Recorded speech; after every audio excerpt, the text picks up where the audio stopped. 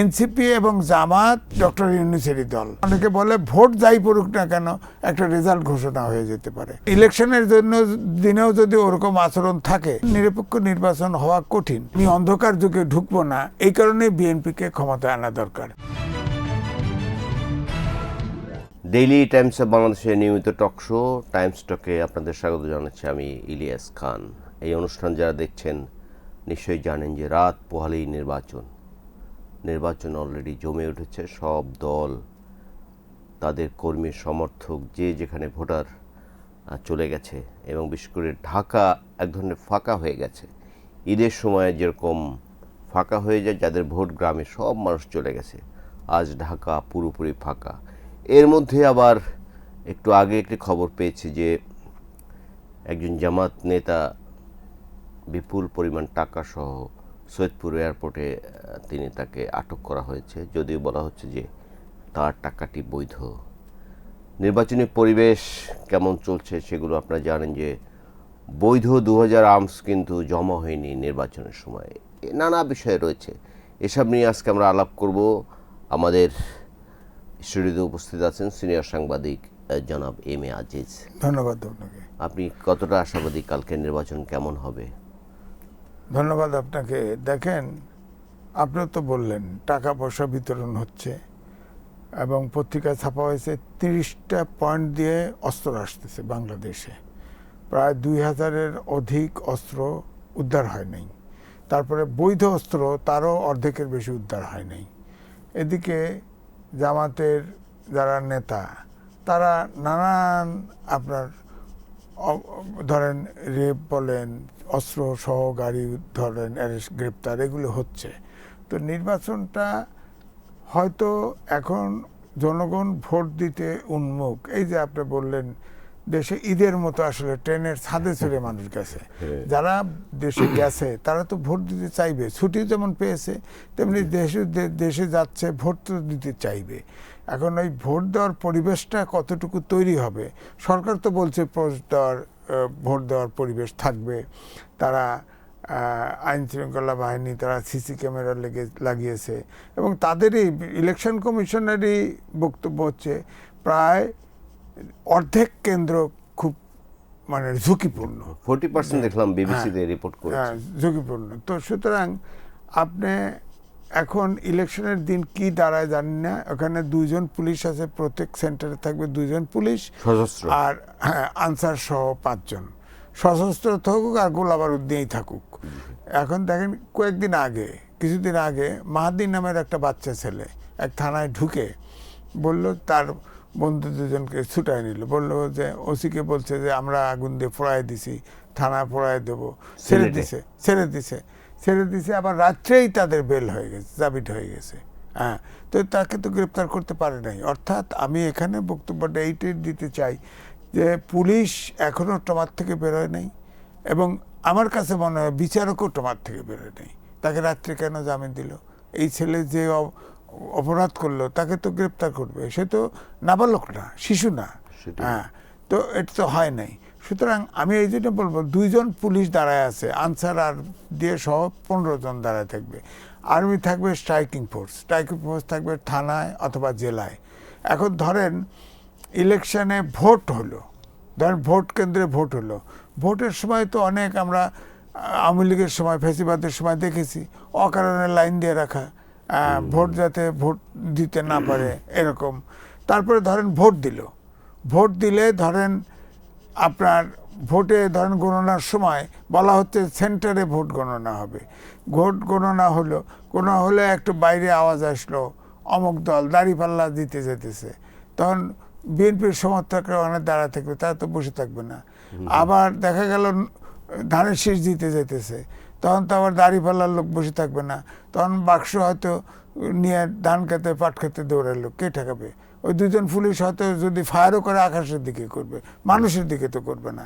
সুতরাং এইটা যদি, আমি এই জন্য বলছি অভ্যুত্থানের শক্তিদের যে এ পর্যন্ত যে চেহারা আমরা দেখেছি গতকাল পর্যন্ত, আজকে তো ধরেন কোনো নির্বাচনের প্রচারণা বন্ধ। তো যে মৌখিক ভাষায় যে যুদ্ধ শুনেছি, এমন ইলেকশনের জন্য দিনেও যদি ওরকম আচরণ থাকে তাহলে তো নিরপেক্ষ নির্বাচন হওয়া কঠিন। এছাড়াও একটা জনশ্রুতি আছে, দেখেন ডক্টর মোহাম্মদ ইউনূস বলেছে যে আপনার ছাত্রদের তরুণদের ভিতরে অনেকে জিতবে, অনেকে মন্ত্রীও হবে। হ্যাঁ, আবার বরাবর থেকে দেখা গেল জামাত এবং জিতবে উনি জানলেন কি করে? এইটি তো বলছি যে বিএনপি এবং জামাত যা দাবি করে তাই মানে। সুতরাং এখানে জনশ্রুতি তৈরি হয়েছে যে এনসিপি এবং জামাত এইটা আসলে ডক্টর ইউনূসেরই দল। এবং কেন যেন মনে হয়, অনেকে বলে ভোট যাই পড়ুক না কেন একটা রেজাল্ট ঘোষণা হয়ে যেতে পারে, এও আশঙ্কা করছে। সেই সুযোগ কি কিন্তু আছে? না, আমার তো মনে হয় না। কারণ হলো যত জরিপ হয়েছে এবারে, একটা জরিপ দেখাইছে যে হাড্ডাহাড্ডি লড়াই, কিছু কম হাড্ডাহাড্ডি লড়াই বিএনপি জামাত। কিন্তু আর সবগুলো জরিপ দেখা গেছে যে সবগুলো জরিপ অনেক 2/3-এরও বেশি মেজরিটি পাবে More than 200, বিএনপি। হ্যাঁ, মোর দ্যান 200 মিনিমাম পাবে, এবং সরকার গঠন করবে বিএনপি এবং প্রধানমন্ত্রী তারেক রহমানই হবে, এইটা হল ধারণা। আজকে আমি একটা আপনার ভারতের একজন অ্যাস্ট্রোলজারের বক্তব্য শুনলাম, সেও এটি ফোরকাস্ট করলো, আমিও করেছি, আগেও করেছি, এখনও করছি। এবং সে ব্যাখ্যা দিয়ে বললো কত কি ইটি নানান রকম ওরসি ভর করা অমুক সমক ব্যাখ্যা দিয়ে বললো যে করবে। এবং নিরপেক্ষ ভোট যদি হয়, এখন যেটা ধরেন জামাতের যে বডি ল্যাঙ্গুয়েজ, শুরুর থেকে দাঁড়িপাল্লায় ভোট দিলে ব্যস্ত পাওয়া যাবে, এই যে টাকা পয়সা নিয়ে ধরা পড়া, অস্ত্র নিয়ে ধরা পড়া, আবার রাস্তাঘাটে টাকা হকারদের কাছে টাকা বিতরণ করা, যে ব্যারিস্টার শাহরিয়ার কবির, সে তো টাকা ভাইরাল হয়েছে, তো আমার কাছে সবগুলি ধরা আছে। এমনকি ধরেন নায়েবে আমিরকে জিজ্ঞেস করছে যে ইয়ার ধর্ষণ করতেছে আপনাদের লোকজন, অনেক তো ধর্ষণ করছে, পরকীয়া প্রবাসীদের যারা বিদেশে তার সাথে, কয়ে না পরকীয়া ধর্ষণের চেয়ে ভালো। তো এটা তো হয়েছে না। জামালপুরের জামাতের আমি, সিরাজগঞ্জের জামাতের সেক্রেটারি বলছে যারা পালিয়ে গেছে তাদের বউয়ের উপর আমাদের হক আছে। এদিকে আপনি দেখেন জামাত ইসলাম কিন্তু শরিয়া আইন তাদের ইশতেহার দিয়েছে, এটা ঠিক, এনসিপি দিয়েছে, জামাত ইসলাম দিয়েছে, বিএনপি দিয়েছে।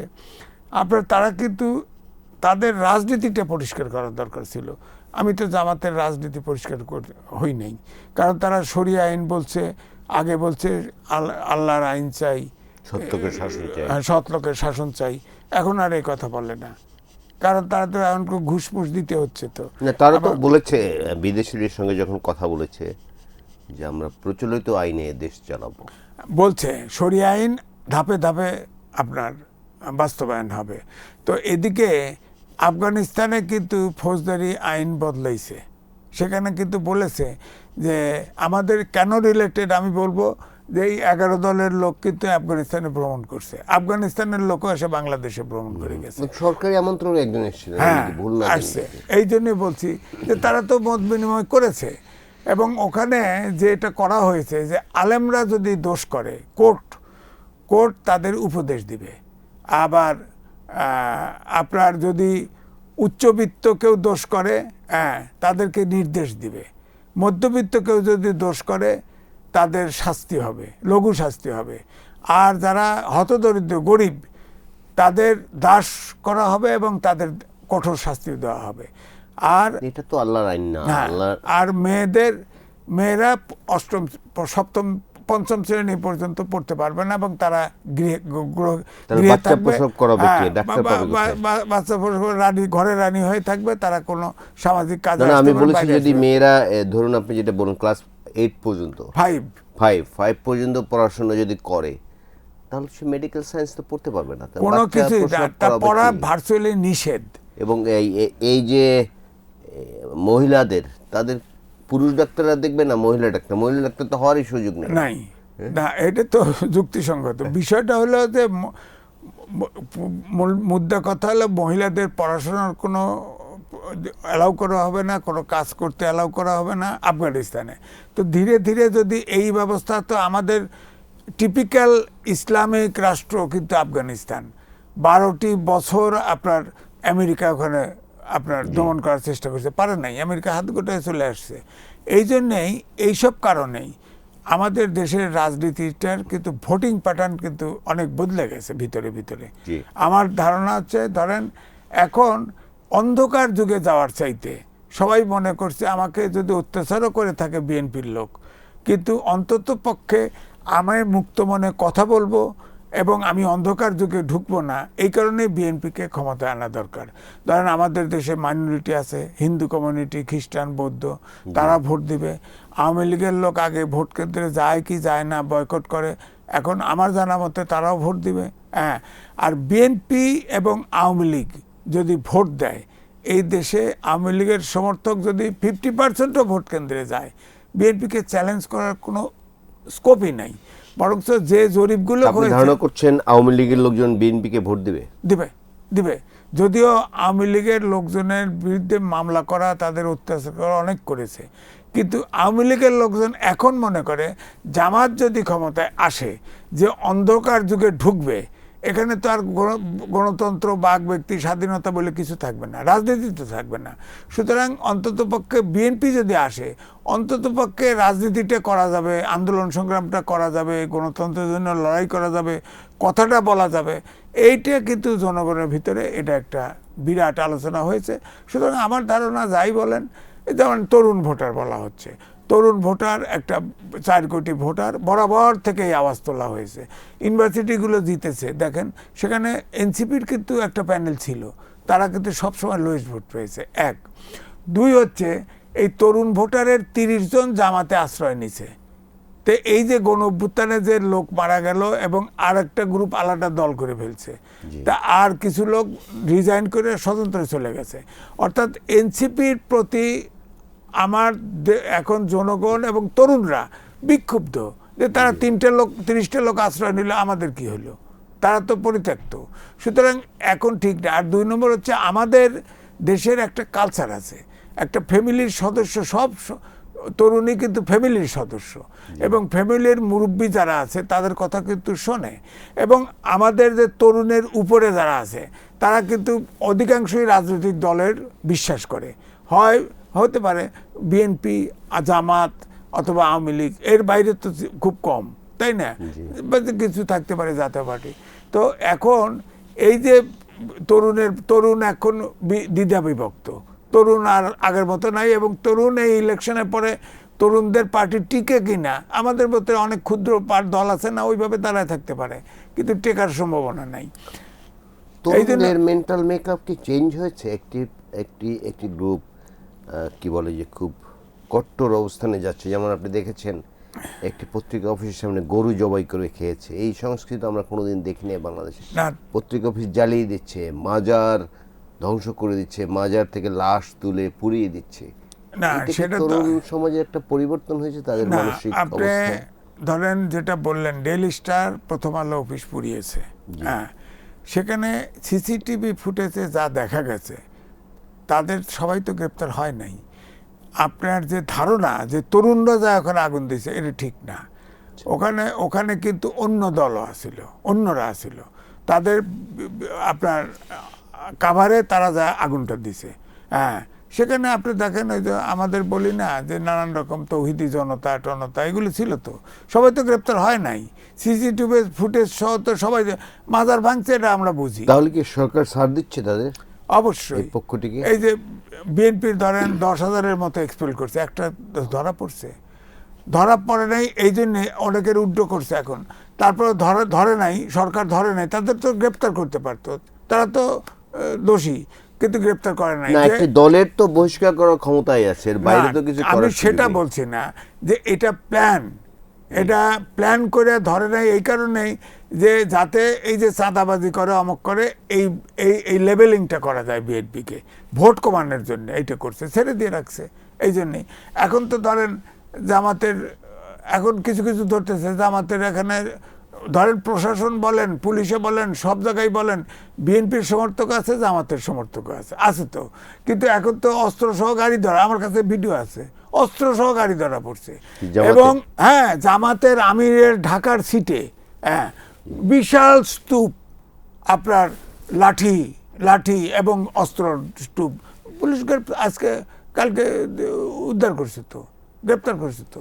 সুতরাং এগুলো হচ্ছে। সুতরাং এই জন্যই বলা হয় নির্বাচনে কি হবে তা জানি না, তবে এটা কিন্তু জনশ্রুতি আছে যে এনসিপি এবং এই যে আজকে দেখলাম যে ফ্রান্স থেকে পিনাকি আপনার ওই মির্জা আব্বাসের এগেস্টে দাঁড়াইছে, ওই যে নাসির পাটোয়ারি। নাসির তুমি তো স্বরাষ্ট্রমন্ত্রী হবা, ফ্রান্সে বসে স্বরাষ্ট্রমন্ত্রী বানাইতেছে, এইরকম একটা উর্বর মস্তিষ্কের ফলা তাদের স্বরাষ্ট্রমন্ত্রী বানাইছে। এগুলো করে এই ধরেন এই যে ডিজিটাল মাস মিডিয়া বট বাহিনী মিলা একটা ঢেউ তুলে ফেলছে রীতিমতো।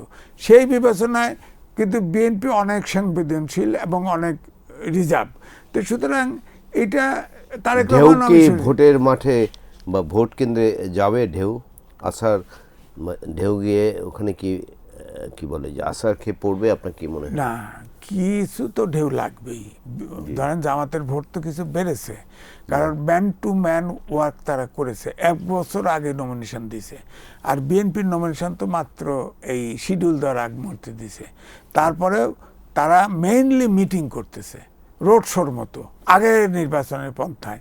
তারা তো ম্যান টু ম্যান কন্ট্যাক্ট করতে পারতেছে না, এবং বিএনপির লোকজন কাউকে টাকা পয়সা দিচ্ছে এরকম খবর তো পাওয়া যায় নাই।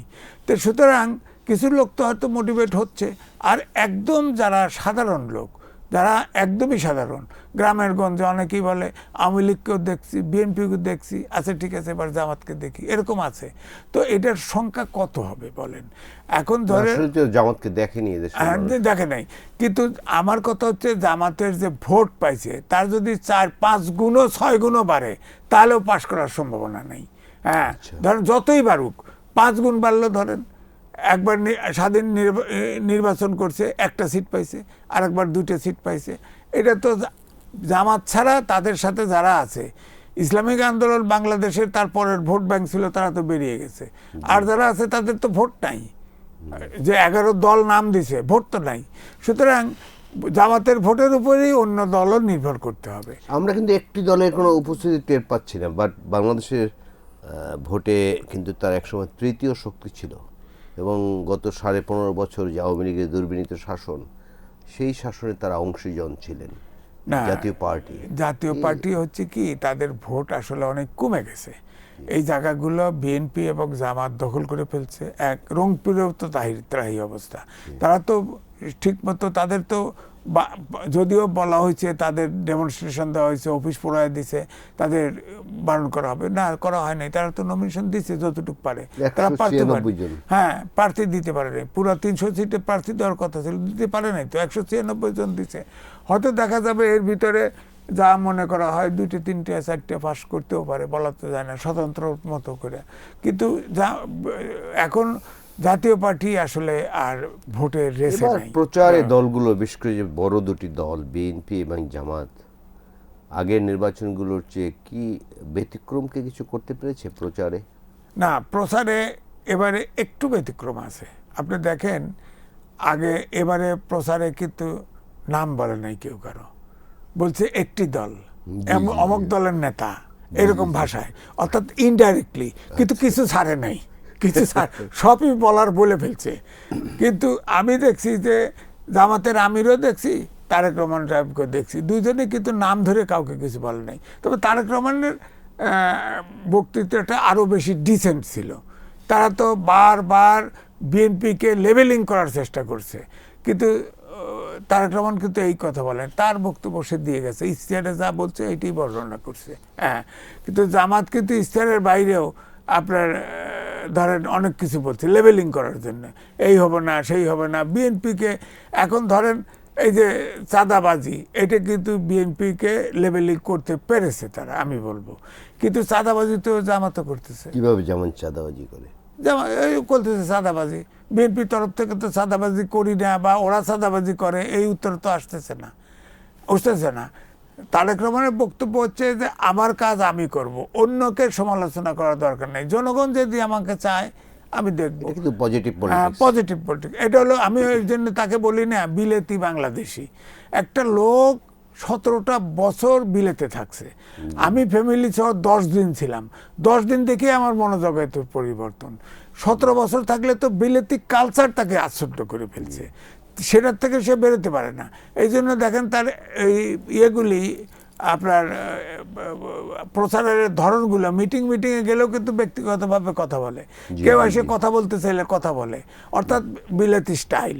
এটা আমি বলবো ওই কালচার থেকে বেরোতে পারে না। হয়তো এখন এটা ঠিক ম্যাসিভ স্কেলে ফেসিবাদী সরকারের সব চাঁদাবাজি, অর্থ পাচার এগুলো হয়েছে, সেই জায়গাটায় কেউ বিএনপির হয়তো রিপ্লেস হয়েছে, কিন্তু আমার ধারণা সরকারে যখন বিএনপি সরকার গঠন করবে, এগুলোতে তিনি ইশতেহারেও বলেছে যে আপনার দুর্নীতি নির্মূল করা হবে, এবং বিচার বিভাগের স্বাধীনতা। আমার কেন জানি মনে হয় তিনি পারবেন। হ্যাঁ, তিনি পারবেন, এবং তিনি ক্ষমতায় গেলে আমার মনে হয় খুব টাইম দিবে। অনেক স্টাডি করে এসেছেন সব বিষয়গুলো নিয়ে, সব বিষয় সে জানে। নিশ্চয়ই আপনি ছিলেন মিডিয়ার সাথে, উনি যেদিন কথা বললেন বনানী একটি হোটেলে, ডেইলি স্টার সম্পাদক একটা উপাত্ত দিয়েছিলেন, তিনি কিন্তু সংশোধন করছে। বিস্ময়কর, কিন্তু হ্যাঁ, বিস্ময়কর। সে সবকিছু ওখানে স্টাডি করছে এবং বাংলাদেশ সম্পর্কে তার ধারণাও আছে। এখন যেটা হয় যে ধরেন আইনের শাসন, সুশাসন, মানবিক বাংলাদেশ, হ্যাঁ মানবিক এটা রাতারাতি তাকে সময় দিতে হবে। অন্তত পক্ষে আর পূর্ণাঙ্গ গণতন্ত্র যদি পাইতে চান তাহলে কমপক্ষে 5টা নির্বাচন নিরপেক্ষ লাগবে, কমপক্ষে। রাতারাতি 54 বছরে মানুষের আমাদের এখনো জাতি গঠন করতে পারি নাই। আর জাতি গঠন করে 12 প্রকার শিক্ষা ব্যবস্থা, ইংরেজি, বাংলা, আলিয়া মাদ্রাসা মিলে কওমি মাদ্রাসা, এইটা মাস্টার্স ডিগ্রি পর্যন্ত দেয়, যার ফলে কোনো জাতীয় ইস্যুতে আমরা একমত হতে পারি নাই, যার যা জায়গায় স্থির। সুতরাং এগুলো তৈরি করতে দেখেন শিক্ষা সংস্কার কমিশন নেই, সবচেয়ে জরুরি সবচেয়ে জরুরি ছিল কৃষি সংস্কার, কৃষি নাই। এবং শিক্ষাটা এতই আগামী দিনে, এখন যে বিজ্ঞানের যুগে প্রযুক্তি মানুষকে রিপ্লেস করতেছে। আমি নিজে লিখেছি, আপনার আগামী 8 থেকে 10 বছর পরে আমাদের যে প্রবাসে 1.5 কোটি লোক আছে, লোক নেবে না তো, কারণ অটোমেশনে কাজ হবে। আমাদের দেশেই তো এখন রোবট গার্মেন্টসে কাজ করতেছে, 2টা রোবট, সেখানে কর্মী নাই, ম্যানেজমেন্টে কয়েকটা লোক আছে, রোবট কাজ করতেছে। এইভাবে এই প্রযুক্তির পিছনের লোকটা দরকার। ডাক্তার তো অপারেশন করবে না, রোবট অপারেশন করবে। আপনার ডায়াগনোসিস করতে হবে, এবং রোবটকে কোথায় কত এক সুতা কারেক্টটা যেভাবে প্রোগ্রাম দেবে, রোবট ওইভাবে যা অপারেশন করবে, সেই লোকটি দরকার। ডায়াগনোসিস করা মানুষ ছাড়া চলবে না, মানুষ তো লাগবে ব্যাকে, কিন্তু প্রযুক্তির পিছনের লোকটা দরকার। আমি এটাই লিখছি যে বুয়েট সহ এই দেশের কোনো শিক্ষা প্রতিষ্ঠান 4র্থ শিল্প বিপ্লব এটাকে বলে এর উপযোগী না। এখন আপনি যদি এই প্রযুক্তি নির্ভর শিক্ষা না করেন, তাহলে এমনি ট্রেনিং দিয়ে ইলেকট্রিশিয়ান বানায় কোনো লাভ নাই। এই প্রযুক্তি যদি যতক্ষণ পর্যন্ত এই প্রযুক্তির পিছনের লোক তৈরি না করতে পারবেন, ততক্ষণ পর্যন্ত প্রবাসে লোক দিতে পারবেন না, নিবে না। আপনি একটু আগে ইশতেহার নিয়ে কথা বলছিলেন, 3টি দলের ইশতেহার আমরা দেখেছি, বিএনপি, জামাত এবং এনসিপি, ছোটখাটো দলগুলো দিয়েছে। কি ইশতেহারের ভালো বক্তব্য কি আছে, কি আমাদের আশান্বিত করতে পারে ইশতেহারে? আমি এটা বললাম, যাদের বিএনপির যে ইশতেহার দিছে, তাদের যে 31 দফা ছিল, সেই আলোকে ইশতেহার দিয়েছে। কারণ যেটা আপনার গণভোট যেটাতে যাচ্ছে, সেখানে তো আপনারা জানেন তো 4 দফার ভিতরে আনছে, সেখানে নোট অফ ডিসেন্ট নাই, কিন্তু 31 দফার আলোকে দিছে, সেটা আমি বুঝতে পেরেছি। আমি দাওয়াতেই ছিলাম, উপস্থিত ছিলাম, শুনেছি। যেটা ক্লিয়ার না, তারেক রহমান সাহেব ব্যাখ্যা দিছে, অনেক সময় ধরে ব্যাখ্যা দিছে। কিন্তু জামাতের ইশতেহারে, জামাতের এখন পলিটিক্সটা ক্লিয়ার হওয়া দরকার। কারণ আমি তো এই প্রফেশনে আসছি 88 সাল থেকে, তখনই শুনছি যে সৎ লোকের শাসন চাই, কোরআনের আইন চাই, হয়েছে না? তারপরে আমরা বরাবরই জানতাম শরিয়া আইন। এখন শরিয়া আইন, তারা বলে শরিয়া আইন না, প্রচলিত আইনের দেশ চলবে, ধীরে ধীরে শরিয়া আইন বাস্তবায়ন হবে। তাহলে সেই ধীরে ধীরেটা কি? এইটা তো নাই। তাদের রাজনীতি। তারপরে পূজার সময় আপনি দেখেন, পূজাতে বলে রোজা আর পূজা একই বৃত্তে 2টে ফুল। আবার দেলোয়ার হোসেন সাঈদীর আপনার ইউটিউবে বক্তৃতা শোনেন, সেটা যদি শোনেন, জামাতের প্রত্যেকটা জিনিস ইসলাম বিরুদ্ধ। আপনার হেফাজতের বাবুনগরী প্রধান, তিনি তো বলছে জামাতকে ভোট দেওয়া হারাম। এবং আপনার বায়তুল মুকাররমের খতিবও তাই বলছে, এটা ইসলামিক দল না, পরিষ্কার। এবং এই যে ইসলামিক ঐক্যজোট, সেও বলে ইসলামিক দল না। এখন আমি গুগলে সার্চ দিয়ে দেখছি, 73টা আপনার ইসলাম সেক্ট আছে, 73টা, একজন আরেকজনকে মানে না। এই জন্য ওয়াইসি কোনো ফাংশন বাংলাদেশে পৃথিবীতে করতে পারে না, কোনো ইস্যুতে ওয়াইসি এক হতে পারে না। কারণ হচ্ছে যে ধরেন মেজর ইয়ে হলো শিয়া বড়, সুন্নি পরে। আমাদের আহমদীয়দের তো একটা গ্রুপ সুন্নি গ্রুপ, শিয়া গ্রুপ, মুসলমান তাদের নিষিদ্ধ করতে চায়। এই ডক্টর মোহাম্মদ ইউনূসের কাছে কোন দল যেন আহ্বান করতে শুনলাম যে আহমদীয়দের অন্তত একটা ইমানি কাজ করে যান, আহমদীয়দের নিষিদ্ধ করে যান, এটা মুসলমান না। তো এই জন্যই বলছি যে ইসলাম দল যারা করে তারা এটা, যেমন যদি ধরেন ওই আগে দেখেন জামাতের স্লোগান দিত না, আমরা হব তালেবান, বাংলা হবে আফগান। আমি এই প্রশ্নে আসতে যাচ্ছিলাম যে এটি অনেকে বলেন যে বাংলাদেশে একসময় আফগানিস্তানের মতো অবস্থা হবে, আপনি কি তাই মনে করেন? না, ধীরে ধীরে শরিয়া আইন বাস্তবায়ন, শরিয়া আইন থেকে তো আসে নাই। এবং অনেক দলই মনে করে ইসলামে শরিয়া আইন হলো কোরআন সুন্নাহর ভিত্তিতে। জামাত ইসলাম সেখানে যাইতে চায় নাই, কিন্তু বলছে এখন চলবে প্রচলিত আইনে, ধীরে ধীরে আপনার শরিয়া আইন। এখন অন্য যারা হাক্কানি ইমাম টিমাম তারা বলতেছে কোরআন বারে বারে সূরা নাজেল হয়েছে, আল্লাহ নাজেল করছে, কিন্তু শেষ পর্যন্ত বলে দিছে নবী শেষ, আপনার কোরআনও শেষ, পূর্ণাঙ্গ শাসন আইন। তো এর তো আর শরিয়া, তারা বলতে চায় এটা তো ধাপে ধাপে বাস্তবায়ন কিছু নাই। কিন্তু এখন জামাত ইসলাম দেখেন অনেক সব ধরনের হিন্দু নমিনেশন দিছে, পূজায় করে, ভোট পাওয়ার জন্য যা ইচ্ছে তাই করতেছে, মানে সাধারণ পাবলিকের মতো যা ইচ্ছে তাই করতেছে। সুতরাং আমি এই জন্য রেফারেন্স দিছি আগে যে আফগানিস্তানে এই 11 দলের, আমি নাম বলতে চাচ্ছি না, 11 দলের এক নেতা প্রধান আফগানিস্তানে ভ্রমণ করে দীক্ষা নিয়ে আসছেন, এবং ওখান থেকেও আফগানিস্তান থেকেও সরকারের পারমিশনে আসে ভিজিট করে আসছে। তো সুতরাং যেহেতু শরিয়া আইন, এবং এই জন্য আফগানিস্তানের সর্বশেষ আমাদের দেশের পত্রিকা ছাপা হয়েছে, তো আমাদের দেশের পত্রিকা ইত্তেফাক, প্রথম আলো সহ বেশ কালের কণ্ঠ, এটা ছাপা হয়েছে, তো আমার ধরা আছে, তো মোবাইলে ধরা আছে।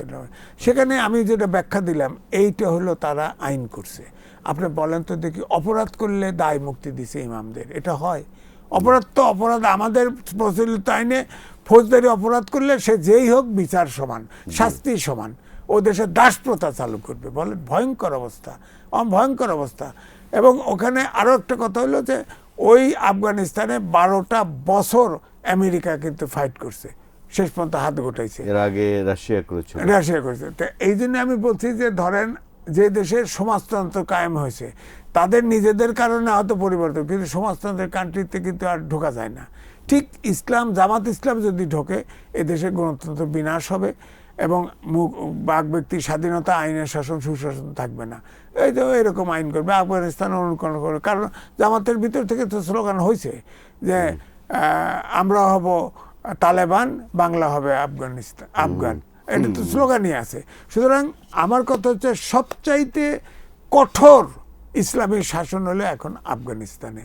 নারী শিক্ষা ওখানে অনেক ওপেন, আপনার যে এখানে যে আপনার কুত্তা পড়তে হবে, হিজাব পড়তে হবে, চোখটা বাড়ানো ছাড়া কিছু বানানো, ওই সিস্টেম নাই। ও স্কার্ফ পরার মতো উপরে একটু আছে, স্কার্ফ পরা, অনেক মেয়ে চুল বেরোয় নাই কিন্তু স্কার্ফ পরা আছে, মডার্ন ড্রেস। সুতরাং আপনি কোনটা অনুসরণ করবেন বলেন? ইসলাম ধর্ম, আপনি সিরিয়ায় যান, তুরস্কে যান, এক এক দেশে একরকম, আফগানিস্তান যান একরকম, ইরাকে যান একরকম, এরকম এক এক দেশের এক এক ব্যবস্থা। এখন যে যতটুকু কমিউনাল, এখন ধরেন এই যে নারীরা বাসায় বাসায় গিয়ে আপনার এনআইডি চাইছে, তারপরে আপনার বিকাশ নাম্বার চাইছে, বলেন তো নির্বাচনে এনআইডি আমার পার্সোনাল ইস্যু, সেটা দেবো কেন? হ্যাঁ, বিকাশ নাম্বার ইলেকশনে কেন দরকার? এখন তো দেখা যায় রাস্তাঘাটে টাকা দিচ্ছে তো, আমি আছে তো ভিডিও আমাকে। তো এই জন্য বলছি, তখন আবার তাদেরকে প্রশ্নের সামনে হয়েছে, প্রশ্নের সম্মুখীন হয়েছে, এটাও ভিডিও আছে, বলে যে নারীকে হেনস্থা করা হয়েছে। বলেন তো দেখি, এখন একজনের যখন কণ্ঠ মেলে না, বোরকা খুলে দেখে যে ওটা ছেলে মানুষ বেরোইছে, বলেন এখনকার নারীরা হেফাজত। তো নারীদেরকে বিকল্প কি? আপনি যদি আপনার বিকাশ নাম্বার চায়, এনআইডি চায়, আপনার একমাত্র কাজ হলে প্রশ্ন চাওয়ার সাথে সাথে আপনাকে পুলিশকে হ্যান্ড ওভার করা, এছাড়া তো কোনো রাস্তা নাই, পুলিশকে হ্যান্ড ওভার করা। তো এই জন্য নানা সীমাবদ্ধতা রয়েছে, তারপর আমাদের আশা আছে। আমরা চাই আমাদের নির্বাচনটি ভালো হোক, কারণ দীর্ঘদিন পর বাংলাদেশের মানুষ একটি নির্বাচন পেয়েছে। আশা করতে চাই সুষ্ঠু অবাধ নির্বাচন হবে এবং বাংলাদেশ গণতন্ত্রের পথে আবার উত্তরণ ঘটবে বাংলাদেশে। আপনাকে ধন্যবাদ। ধন্যবাদ, ধন্যবাদ।